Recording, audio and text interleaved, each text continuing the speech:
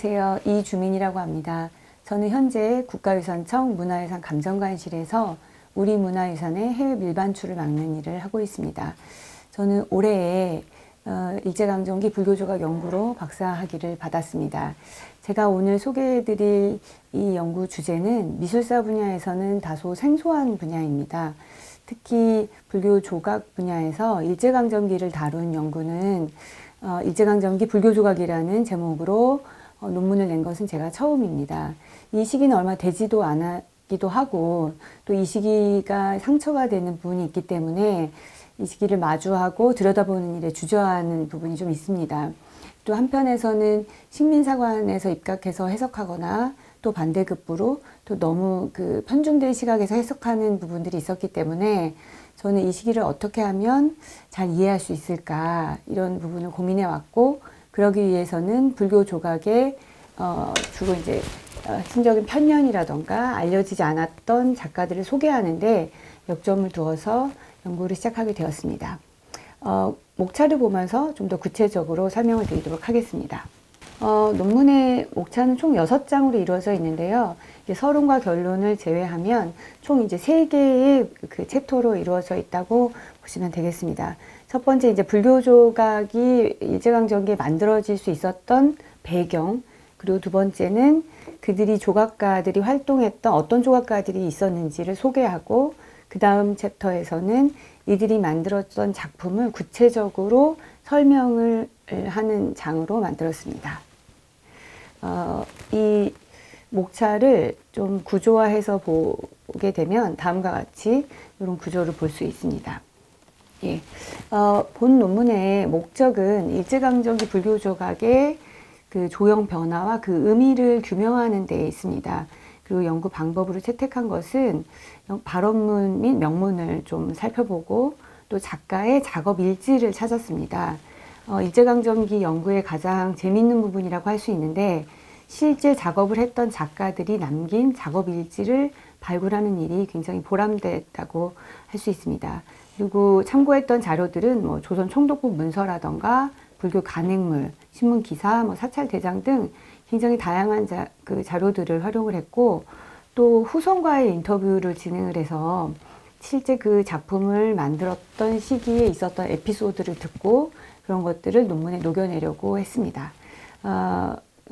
제가 연구 대상으로 삼았던 대상은 조각가로는 승려 조각가 6명, 그리고 전람회 출신 조각가 2명, 그렇게 해서 총 8분을 소개를 했고, 작품은 건수로 따지면 한 130점, 그리고 점수로 하면 한 2,300여 점에 달하는 작품을 살펴봤습니다. 일단 제작 배경을 좀 구체적으로 살펴보겠습니다. 다들 아시겠지만 이 근대불교가 시작된 것은 1895년이라고 학계에서는 보고 있습니다. 다른 의견도 있긴 하지만, 근데 이 승려들의 이 도성 출입 금지가 허용되면서 도심 포교가 가능해졌습니다. 근데 문제는 이 도심 포교의 시작이 우리의 손으로 이루어진 것이 아니라 산호젠나이라는 일본 일련종 승려에 의해서 시작됐기 때문에 많은 문제가 노정되게 됩니다. 나라는 일본에게 침탈이 됐는데 불교 입장에서는 되려 본인들의 어떤 권한이 확장되는 이런 모순된 상황 속에서 이들이 고민하게 됐고, 또 상황이 많이 변하게 됐다는 제작 배경이 있습니다. 그리고 또 이 사찰령이라는 제도가 시작되면서 이전에는 각 본사마다 큰 스님의 의견이나 이런 것들이 만장일치로 공동체의 회의를 통해서 결정됐던 것들이 이제 30개의 사찰이, 큰 사찰이 일렬 종대로 총독에 의해서 주지도 임명되고 모든 것들이 다 총독에 위임되는 이런 상황이 발생하게 됩니다. 그리고 또 하나의 가장 큰 변화는 포교당이나 포교소가 만들어졌다는 것입니다. 그러니까 이런 공간이 새롭게 만들어지면서 이 공간을 채워야 되는 불교 조각이 필요하게 됐던 것입니다. 어느 정도로 포교소, 포교당이 만들어졌는가, 그리고 얼마만큼 일제강점기에 불상활동이, 조상활동이 활발했는가는 이 표를 통해서 좀 볼 수 있는데요. 주로 미술사 불교 조각 분야에서 17세기 임난과 양난 이후에 그 시기에 워낙 많은 불상들이 만들어졌기 때문에 불상 조각의 르네상스라고 평가를 합니다. 그 17세기를. 근데 그때 만들어졌던 통계를 보면 한 10년 단위로 한 23점, 30점 가까이 만들어진 것을 보고 우리가 와, 그 시기가 굉장히 많은 상들이 만들어졌다 이렇게 평가하는데, 실제 제가 통계를 내보니까 1920년에서 뭐 30년 그리고 45년까지 한 10년 단위로 그의 배가 되는 한 50여 점에 해당하는 작품 활동이 있었다는 걸 확인할 수 있었습니다. 그러니까 우리가 지금까지 일제강점기를 알지 못했기 때문에 그렇게 활발한 조상 활동이 이루어졌다는 걸 알지 못했었던 겁니다. 또 일본 불교가 유입이 되는데요.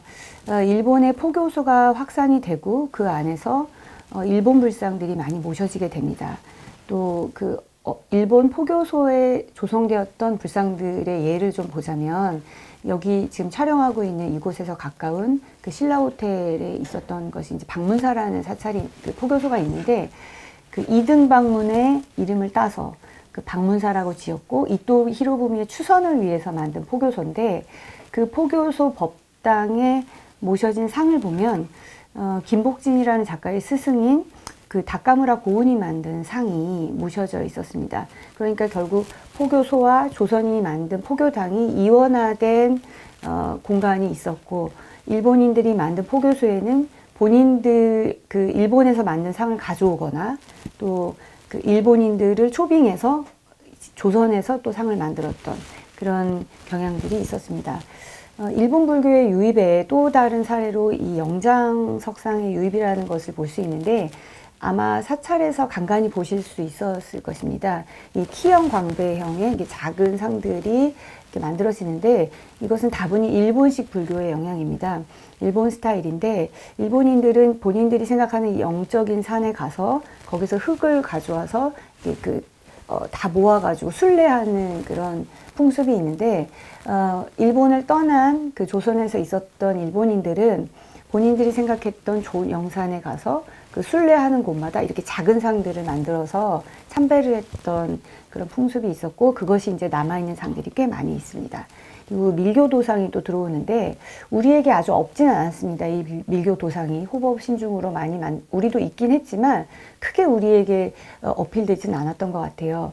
이런 부동명왕 같이 화가 나 있고 칼을 들고 다른 손에 염주를 든 이런 그 밀교 도상이 일본인들은 굉장히 좋아했는데, 이 대표적으로 목포 유달산이나 이런 곳에 이 부동명왕상을 만들어서 본인들이 주로 있었던 근거지에 이런 상들을 많이 만들었습니다.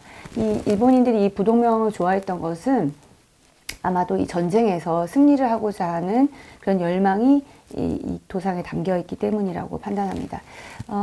다음으로는 이제 교통망이 발달했다는 것인데요. 너무나 다 당연하기도 하고, 일제강점기에 그 기간산업이나 뭐 도로 교통망이 정비가 되면서, 예전에는 사찰에서 한 곳에서 태어나서 죽을 때까지 자기 근거지를 떠날 수 없었다면, 일제강점기가 되면은 교통의 발달로 하루 만에 혹은 며칠 만에 기차를 타고 먼 곳을 다녀올 수 있었다는 그런 굉장히 큰 변화가 있습니다. 그래서 금용일섭이라는 작가의 연보를 보게 되면 하루 만에 청량리 어디를 다녀왔다, 기차를 타고 어디 가서 작업을 하고 왔다라는 구체적인 사례가 이제 있습니다. 다음으로는 제 논문의 가장 핵심이라고 할 수 있는데, 이 시기 일제강점기가 되면서 이 불교 조각이 결국 상품으로 판매가 되는 그런 그 근대기의 변화를 맞았다는 것입니다. 이전에는 선물로서 불교 조각이 하나의 그 신앙의 대상이었다면, 이제 일제강점기가 돼서는 사고 팔 수 있는 재화의 가치가 매겨지고 상품의 거래가 됐다는 것입니다. 그러니까 이 상을 만들어서 팔게 되면 직업가로서 조각가가 생겨나게 되는 배경이 됩니다. 이 불상의 상업화, 상품화에서 그 양상은 두 가지로 크게 나뉘어지는데요. 첫 번째는 이제 고미술품, 그리고 나머지 한 축으로는 실제 그 시기에 새롭게 만들어지는 불상들, 이렇게 경향이 두 개로 나뉘어집니다. 고미술품으로서 불상이 소비되는 것은 예전부터 많이 있어 왔죠. 근데 일본인들이 이런 한국 고미술에 대한 관심이 증폭되면서 고미술품의 가격이 매겨지고 또 굉장히 선호되는 양상을 보입니다. 네, 다른 한편에서 포교당에 모셔야만 했던 불상들을 새롭게 조성을 하게 되는데 그때 이 상들이 과연 얼마에 조성됐는가는 지금까지 밝혀진 바가 없었습니다. 100년 조금 지난 시기이지만 그 짧은 시간에 우리가 그 불상이 어느 정도의 가치가 있었는지를 지금까지는 몰랐거든요. 알 수가 없었는데 권정두라는 작가의 후손과 그 인터뷰를 하는 과정 속에서 그 작가 수첩을 입수하게 되었고 그 수첩에서 뭐 발주자라든가 그 다음에 가격 얼마 며칠에 걸쳐서 불상을 제작했는가라는 구체적인 사례들이 담겨 있었습니다.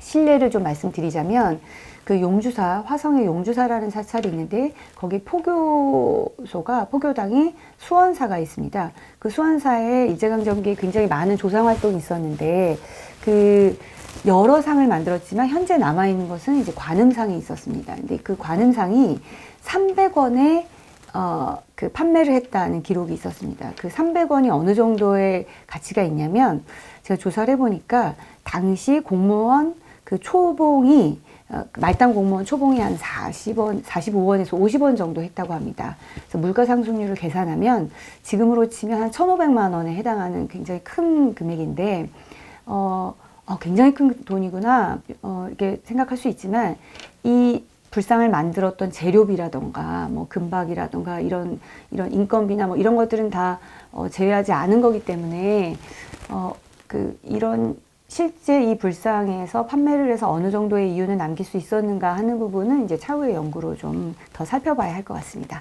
다음으로는 이 조각가가 어떻게 등장하고 재편됐는지 구체적인 조각가들을 좀 소개해 보도록 하겠습니다. 일제강점기를 공부하면서 이제 즐거웠고 또 굉장히 보람됐던 점은 이 작가들을 구체적으로 그 인생을 들여다볼 수 있었다는 점인데요. 대표적으로 그 마곡사에서 활동했던 대룡산파라고 하는 보옥문성팀이 있습니다. 이들은 주로 소조라든가 이제 목조상을 주로 이제 그 재료로 만들었는데 보옥문성, 또 금용일섭, 석성화경과 같은 다소 좀 그 낯선 이름들의 이 조각가들이 활동을 했습니다. 대표적인 상들을 좀 몇 점만 이제 소개를 간략히 해드리겠습니다. 이 금용일섭이 내 스승인 보옥문성은 정급 약수암에 1928년에 제작한 상이 있습니다. 이 상은 굉장히 긴 숄과 같은 이제 장포를 걸치고 있는 이렇게 좀 다른 그동안 보지 못했던 양식을 보이는데 이것은 보옥문성이 본인이 이제 불화승이기도 했고 그 불화를 그리면서 그 새롭게 시도했던 장식들을 이제 불상에 그대로 적용하는 모습들을 볼 수가 있습니다. 그리고 이제 제주 정광사 소조 열애 입상은 이제 금용일섭이 만들었는데 김제 금산사의 상을 봉안할 때 입찰을 하기 위해서 모형으로 제출했던 상입니다. 크기는 대략 한 1m 정도 되는 이제 소조의 상인데 이런 그 조선 후기의 양식을 따라하지만 개인의 또 그 양식이 가미된 이런 상들이 만들어졌고 제가 개인적으로 굉장히 애착을 갖고 있는 작가 중에 하나가 이제 석성화경이라는 작가인데 지금 현재까지는 알려진 바가 거의 없습니다. 근데 이 안양암 1500불전에 모셔진 아미타 3종과 같은 이런 상들은 이제 석성화경의 대표적인 작품이라고 할 수 있습니다.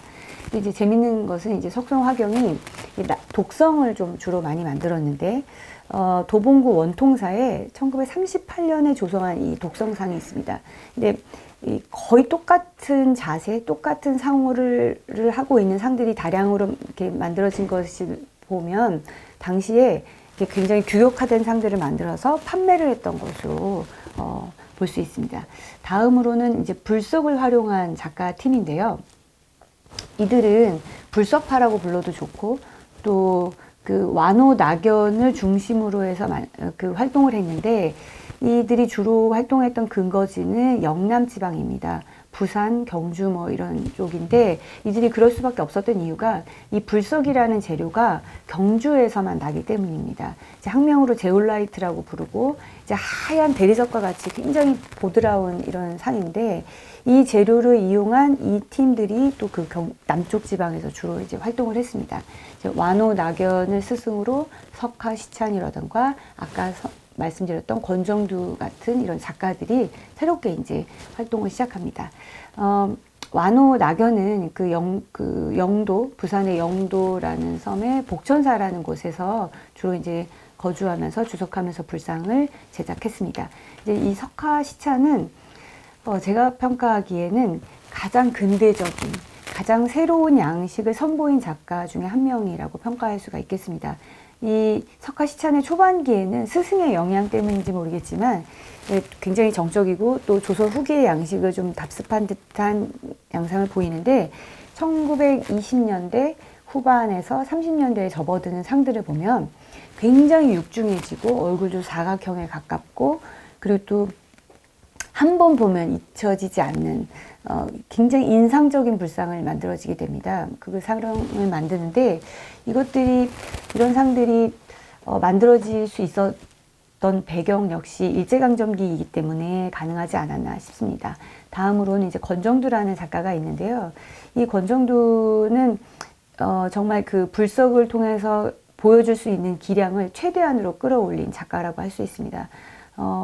보면 이렇게 돌을 제작할 때 손을 얼마만큼 불신해서 띄울 수 있었는가 이런 것들이 이 작가의 기량 같은 거를 볼 수 있는 부분인데 손이라든가 이게 다 별주식으로 하지 않고 한 돌로 만든 것들을 볼 수 있고 굉장히 세밀하고 또 상호도 굉장히 자신만의 새로운 스타일을 보여주게 됩니다. 이 권정두는 다음 기회에 제가 또 더 재미있는 이야기를 들려드릴 수 있으면 좋겠다는 생각을 하고 있습니다. 이제 권정두 역시 초기에는 스승 완호 스님의 영향을 받아서 조선 후기 스타일을 보이다가 중기에는 자기만의 양식을 선보입니다. 굉장히 여성적이고 우아한 상을 만들다가 말년에는 다시 석굴암으로 석굴암 양식으로 회귀하는 모습을 볼 수 있는데 그 월정사의 본존당에 모셔진 이 상 역시 권정두가 그 한진그룹의 그 제안을 받아서 만든 상이라고 할 수 있습니다. 다음으로는 이제 그 전통을 이은 작가군들 말고 또 한편으로는 굉장히 새로운 스타일의 불상을 만든 작가군들이 있는데 바로 근대의 불교 조각을 연 김복진이라는 작가를 소개할 수 있습니다. 이 작가는 이제 전람회라는 그 활동을 통해서 자기 작품을 이제 선보이는데 차이점은 이 전통적인 그 불상 조각을 했던 작가들은 그래도 이 작품들이 하나의 그 신앙의 대상으로서 이 작품들을 만들었다면 김복진은 그 의미에 더해서 하나의 감상의 대상으로서 불상을 볼 수 있지 않느냐 해서 전람회에 출품을 하고 활동했던 것을 볼 수 있습니다. 이 전람회 스타 작가인 김복진은 기록을 통해서는 굉장히 여러 점의 상들이 남아 있다고 할 수 있지만 실제 확인되는 것은 이제 3점에 불과합니다. 뭐 공주 소리머니나 김제 금산사, 법주사상에 남아있는 상들이 그 예로 들 수 있습니다. 이 법주사상은 아주 재미있는 부분이 있는데요. 김복진이 1939년에서 40년에 이 상을 만들고 본인의 딸이 이제 그 사망하게 되면서 김복진도 실제로 1년이 채 안 돼서 이제 그 타계하게 됩니다. 그러면서 이제 이 법주사 이 상이 미완성으로 남게 되고 그때 만들었던 상은 시멘트로 만든 불상이었습니다. 그러다가 한 20년 정도 후에 이 상이 굉장히 이제 노천에 있기 때문에 뭐 새들이 거기 뭐 분비물이 뭐 상에 묻거나 이러면서 사찰에 있는 스님들은 이 안정성의 문제를 더불어서 여기를 보호해야 되겠다는 이 불안을 어떻게 보호하는 방안을 생각하게 됩니다. 그래서 이제 보계를 만들고 광배를 만들고 또 연화대자를 추가하는데 이 김복진이 원래 만들었던 상에서 원형을 잃었다는 평가가 또 이제 한편에서는 있게 됩니다. 그러다가 30년 정도 후에 다시 이제 안전진단을 해보니까 구조적으로 유지할 수 없다. 그래서 시멘트를 완전히 다 철거하고 청동으로 다시 불상을 만들게 됩니다. 그러니까 결국엔 김복진이 만든 시멘트의 원형은 거의 없어진 채로 지금 법주사에 있는 상은 청동상이 새롭게 이제 제작이 됐는데, 혹자들은 그렇게 말합니다. 이 김복진의 원형이 거의 사라진 상태에서 이것을 김복진의 상으로 말할 수 있는 것인가, 그리고 문화유산으로서 인정할 수 있는가라는 이제 의문을 제기하기도 하는 재미있는 스토리가 있습니다. 다음으로 이 김복진이 굉장히 이제 당의 영향을 받은 통일신라 상의 본인의 번본으로 삼았는데 조선 후기의 상을 그다지 좋아했던 것 같지는 않습니다. 같이 그 시기에 활동했던 정제 최우석이라는 작가의 그림을 보고 이제 굉장히 혹평을 남깁니다. 이제 조선 후기 스타일이었기 때문에 이제 그랬던 것 같은데, 자기 제자였던 이성화라는 그 작가가 남긴 상을 보더라도 그 석굴암을 번번으로 했던 상임이 분명해 보입니다. 근데 뭐 아주 구체적으로 살펴보자면 뭐 대의 기세 표현이라든가 이런 면에서 차이는 있지만 석굴암을 번번으로 했던 것으로 보이고, 이 전람회 활동을 했던 사람들은 그 시기, 조선 후기가 아니라 본인들이 따라가야 할 시기는 결국엔 고전으로서의 통일신라 양식이다라는 이렇게 굉장히 큰 차이점이 있다는 것을 말씀드릴 수 있겠습니다. 다음 장으로는 이런 조각가들이 만들었던 작품들의 실제 경향을 좀 소개해 드리도록 하겠습니다. 이 작품이 일제강점기에는 굉장히 도상이 혼용이 되는 모습들을 볼 수 있는데, 보통 피모, 그러니까 모자, 큰 그 두건을 쓴 상은 지장이다 라는 우리에게는 약속과 같은 도상이 있는데, 일제강점기에는 피모를 쓴 상을 두고 기록은 관음이다, 이렇게 하는 굉장히 도상이 혼용이 되는 모습들을 보이게 됩니다. 그리고 재미있는 부분은 우리가 흔히들 아는 조선 후기의 동자사 같은 경우는 어린 남자아이와 같은 아주 귀여운 상들을 만드는데, 이 일제강점기에 와서는 기모노를 입은 것 같은 여자 남자가 완전히 분리된 동녀 동자상이 만들어지고, 또 그 시기에 그 복식을 아주 알 수 있는 그런 상들을 실제 만들게 됩니다. 그러니까 그 본존이나 뭐 협시 같은 것에서는 시도하지 못했던 상들을 동자상에서 새로운 모습들을 적용하게 되는 모습들 보일 수가 있습니다. 그리고 이제 안양암 시황상을 보면은 고산 출연이라는 불화 작가로만 알려져 있었는데, 이 작가가 시황상을 조성하는데, 우리가 흔히 시황상, 뭐 명부전에 들어가면 마주하는 시황상들은 의자에 앉아 있는 판관들의 모습을 볼 수 있는데, 이 고산 축연은 그 법당의 규모와 법식에 맞춰서 완전히 도상을 바꾸게 됩니다. 그러면서 의자는 제외하고 무릎을 가부좌를 든 상태의 좌상의 시황을 새롭게 선보이는 모습들을 볼 수가 있습니다. 그리고 앞서 설명드린 것처럼 이 도심 속에서 포교당을 만들었는데, 이 포교당이 임법당처럼 굉장히 규모가 작아집니다. 그러다 보니까 그 작은 법당에 모실 만한 작은 규모의 상들이 필요했고, 이 상들이 그래서 이렇게 소형화되고 간략화되는 경향들이 보입니다. 이런 상들이 만들어지는 것이 일제강점기의 특징이라고 할 수 있습니다.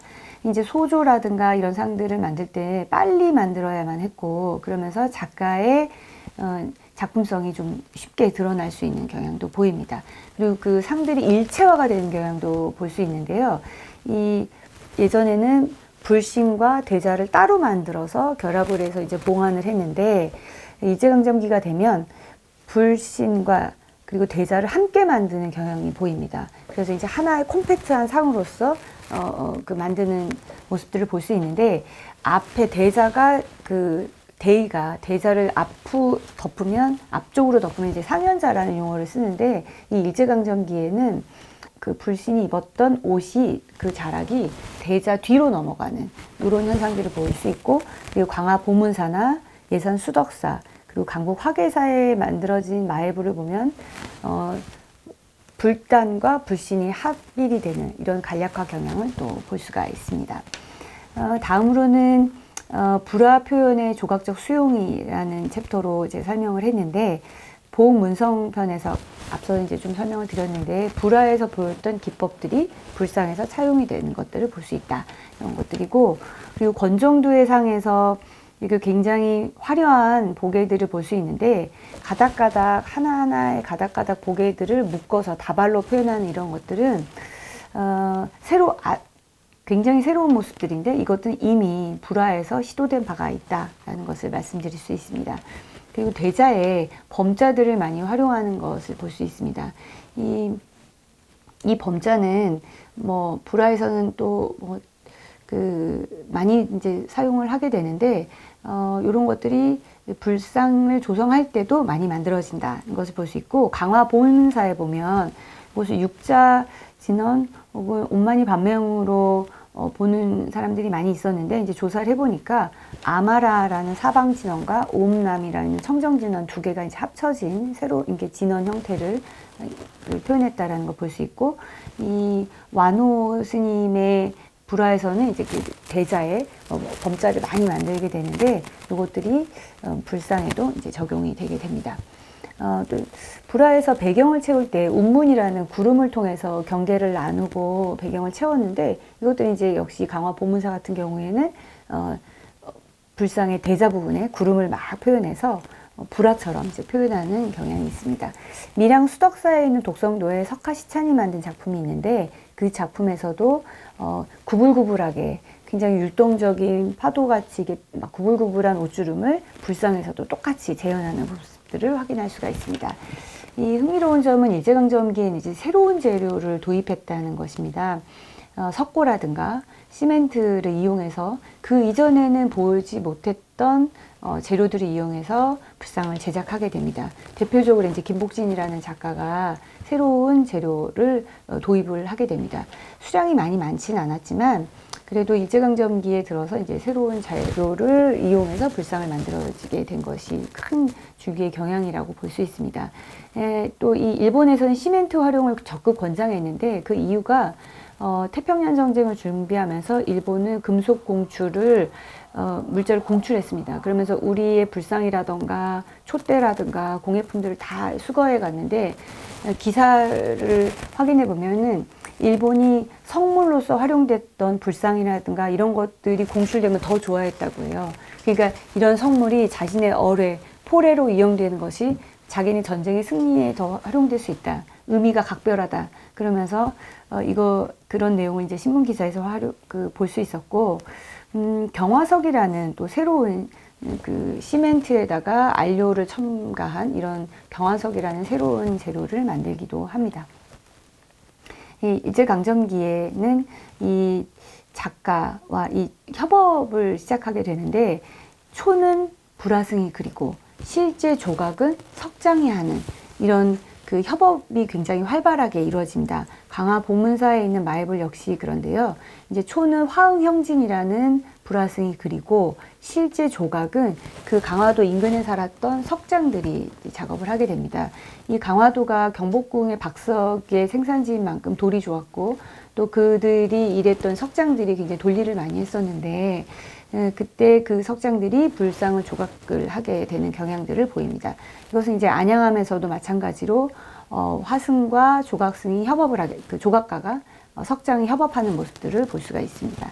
이런 사례들은 심심치 않게 찾아볼 수 있고, 대표적으로 예산 정회사, 그러니까 수덕사의 위에 있는 정회사죠. 거기에 있는 1924년에 만든 관음상 역시 그 인근의 홍성이나 그 예산 일대에 활동했던 석장들이 이 상을 만들었다는 것을 확인할 수 있었습니다. 근데 이 석장들이 주로 불상을 작업했던 작가들이 아니라 묘제 조각, 그러니까 한마디로 무덤 조각을 했던 사람들이었기 때문에 본인들이 했던 습이 남아서 불상임에도 불구하고 묘제 조각에서나 했던 향로석이라든가 뭐 장명등 같은 이런 것들이 습이 그 양식이 거기에 보이게 됩니다. 그러니까 굉장히 유교와 불교가 습합된 모습들을 볼 수 있는 재미있는 양상이 있습니다. 그리고 이제 뭐 기록에서 석공이라는 그 이름들이 이제 구체적으로 이제 드러나게 되고, 또 일제강점기에는 그 작가가 그 근대적 자의식의 발현으로서 이전에는 발원문이나 이런데 그리고 불상의 바닥에 조심스럽게 자기 이름을 적었다면, 이제는 작품이 하나의 자기의 그 자의식을 표현하는 작품이라고 인식했기 때문에 대자의 중대석에 자기 이름을 이렇게 딱 써 넣는 다른 그 변화를 볼 수가 있습니다. 그래서 울주 시적사의 지장보살의 중대석에도 완호가 조성을 했다. 그리고 뭐 시찬이 조성을 했다라는 이런 구체적인 사례들을 볼 수 있습니다. 뭐 제가 이제 거의 설명을 다 했고, 일제강점기의 불상의 미술사적 의의를 살펴보자면 결국 이제 근대적인 조각가가 등장하기 시작했다는 것입니다. 성물로서 그리고 예배의 대상으로서 불상을 만들었던 것이 아니라 이제 하나의 예술작품으로서 불상을 바라보기 시작했고, 그리고 그들을 조성했던 조각가가 등장을 하게 되었다. 그리고 이 그 불교 조각의 제작 환경이 근대적으로 굉장히 변화되었다. 분업 체계화되고 또 석장과의 협업을 통해서 불상을 만들기 시작했다라는 그 미술사적 의의를 밝힐 수가 있었습니다. 예, 이것으로서 제 발표를 제 강의 그 논문의 소개를 마치도록 하겠습니다. 감사합니다.